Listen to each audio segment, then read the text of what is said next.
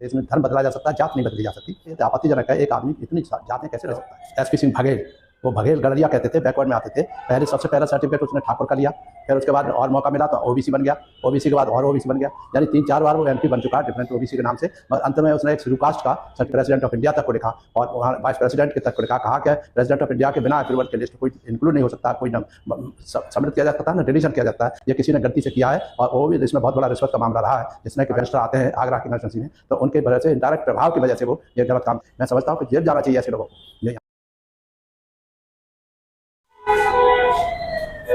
नमस्कार chief election commissioner साहब, आपको बहुत बहुत बधाई कि आपने चुनाव बड़े शांतिपूर्वक ढंग से इस देश में करवा लिए।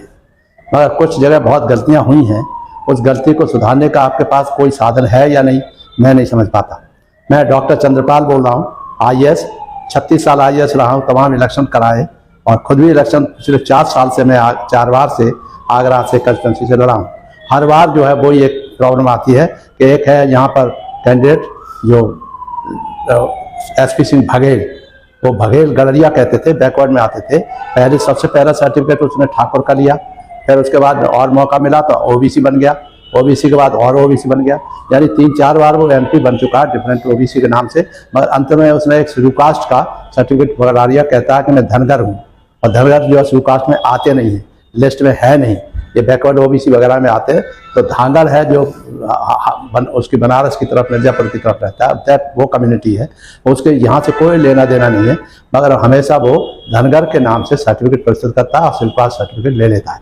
फर्जी धमका के इधर से उधर से, रिसोर्सफुल तो है ही, तो इसलिए वो सर्टिफिकेट लेकर के बैठे हैं। पिछले इलेक्शन से में जब लड़े थे तब भी हमने ये कहा था कि ये आपत्तिजनक है, एक आदमी इतनी जातें कैसे रह सकता है। ये एक आदमी एक ही जात का रहता है, क्योंकि देश में धर्म बदला जा सकता है, जात नहीं बदली जा सकती। तो ये जात क्यों बार बार बदलते हैं और इलेक्शन कमीशन पे इतना दबाव डाला जाता है, स्पेशली जो लोकल स्थानीय जो वो हैं कलेक्टर वगैरह, और जानबूझ के डाला जाता है बाई रूलिंग पार्टी के लोगों द्वारा कि अंत तो बता उसको फायदा है उनको, क्योंकि एक ओबीसी जो है शेड्यूल कास्ट की जगह ले रहा है, तो अच्छी बात है, क्योंकि जनरली शेड्यूल कास्ट के खिलाफ है, आरक्षण के खिलाफ है, तो इसीलिए ये सब तमाशा होता है। तो पिछले साल वो लड़ा, पिछले बार 2019 में, और 19 के इलेक्शन में यही बात सामने आई, और सामने की बात को देख करके हमने इसे आपत्ति की सब जगह, और सबको लिखा, आपको भी लिखा, सबको लिखा, यानी प्रेसिडेंट ऑफ इंडिया तक को लिखा और वहाँ वाइस प्रेसिडेंट के तक को लिखा। कहा कि प्रेसिडेंट ऑफ इंडिया के बिना अप्रूवल के लिस्ट कोई इंक्लूड नहीं हो सकता, कोई न सम्मिलित किया जा सकता है, न डिलीशन किया जाता है। ये किसी ने गलती से किया है और वो भी इसमें बहुत बड़ा रिश्वत का मामला रहा है, जिसने कि बैकवर्ड को शेड्यूल कास्ट बना दिया है। और शेड्यूल कास्ट के नाम से वो लास्ट मोमेंट में दिखाता है कि साहब ये सर्टिफिकेट है हमारे पास, तो सर्टिफिकेट से साहब तहसीलदार साहब बुला लेता है लास्ट में कि तहसीलदार साहब है ये, आरओ जो तहसीलदार साहब कह रहे हैं यही है कि हाँ हमारे द्वारा जारी हुआ है। मगर उसके बाद जात के नाम से हमने इसको बात को दिया था, सोशल जस्टिस एम्पावरमेंट जो गवर्नर कर्नाटका है इस समय, उनसे ये कहा था, उन्होंने फ्लोर ऑफ द हाउस पर बोला था कि कोई इस तरह की जात शेड्यूल कास्ट में नहीं हो सकती, और शेड्यूल कास्ट की कोई भी जात बिना पार्लियामेंट के, बिना प्रेसिडेंट ऑफ इंडिया के सम्मिलित नहीं हो सकती। तो फिर क्यों ये तमाशा हो रहा है। एंड उसने 5 साल हस्से से एमपी रहा एंड मिनिस्टर रहे, सब मौज करी, और फिर उसके बाद हम समझे अब तो जात का मामला खत्म हो रहा होगा। फिर अभी इलेक्शन के डिक्लेयर हुआ और उसके फिर से निकल पड़े और सर्टिफिकेट बिना कोई उसी सर्टिफिकेट से किसी से बैकवर्ड से खड़े हो गए, और वो सर्टिफिकेट हमें दिखाए भी नहीं। स्क्रूटनी में हमने देखना चाहता कहा है क्या मामला है, पता लगा कि नहीं। आप जाइए साहब, आपकी स्क्रूटनी हो गई, हाथ जोड़ के सब सारे हारे वारे कप रहे थे, क्योंकि वो they were under lot of pressure from someone high up, जिसकी वजह से वो डरे हुए थे। मैं तो ये समझता हूँ यहाँ 2-4 दिन पहले प्राइम मिनिस्टर आते हैं आगरा की यूनिवर्सिटी में, तो उनके वजह से इंडायरेक्ट प्रभाव की वजह से वो ये गलत काम करते हैं, गलत काम करवाते हैं।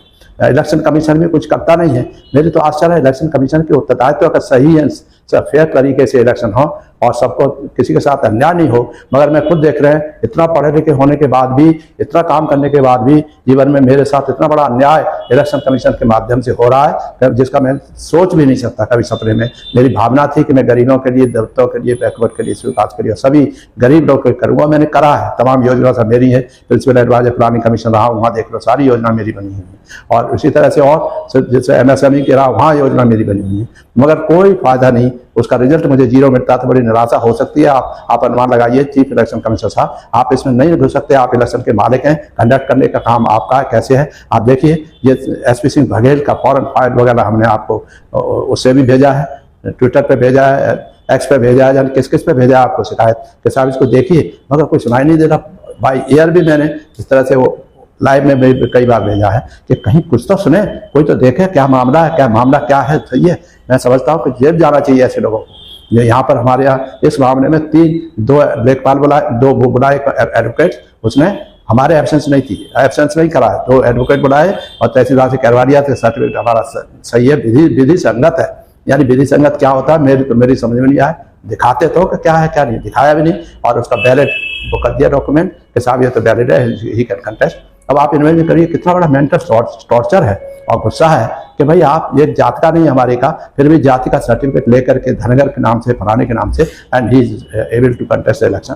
ये तो बहुत बड़ा घोर अन्याय है। इसलिए मैंने आज सोचा कि आपसे मौके पर कहूँ, और मैं समझता हूँ कि आपका कोई न कोई इसे सुन रहा होगा, और सुनने के बाद कर्मचारी अधिकारी से कृपा करके इसमें फौरन कार्रवाई कराइए और रुकवाइए इसको, जितना भी है। नहीं हम तो बाइकाट करेंगे इलेक्शन का, कि हमें इसका कोई लेना देना नहीं है। जो अपने परिश्रम कर लिया सब बेकार करेगा, पैसा खर्च होगा सब बेकार है, क्योंकि अल्टीमेटली उसी को जीतना है, क्योंकि उसके अंदर प्रभाव है, हर एक का उसके ऊपर दबाव है।